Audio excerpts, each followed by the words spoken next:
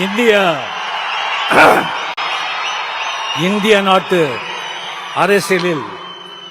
ஒரு நட்சத்திரமாக இருந்து கொண்டு தமிழ்நாட்டு அரசியலில் இந்திய நாட்டு ஆளும் கட்சியினருக்கும் புதிய பழைய எதிர்கட்சியினர்களுக்கும் ஒரு சவாலாக இருந்து கொண்டு வாங்க 26ல பார்க்கலாம் அப்படின்னு தனக்கே உறுதியான அந்த ஒரு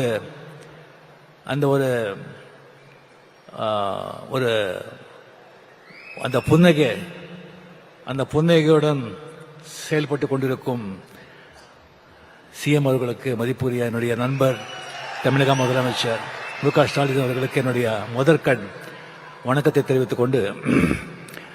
அவர் இளையராஜா சார் அவர்கள் எப்போ இந்த சிம்பனி எழுதி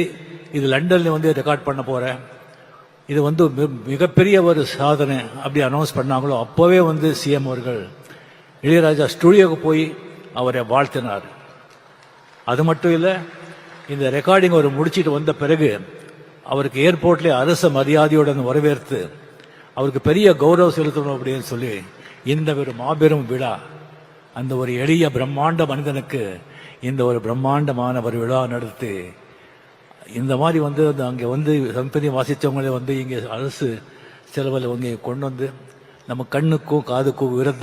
விருந்து எடுத்திருக்காரு. அவருக்கு உங்க சார்பிலையும் என் சார்பிலையும் சிஎம் அவர்களுக்கு என்னுடைய மனமார்ந்த பாராட்டியும் நன்றிகளை தெரிவித்துக் கொள்கிறேன்.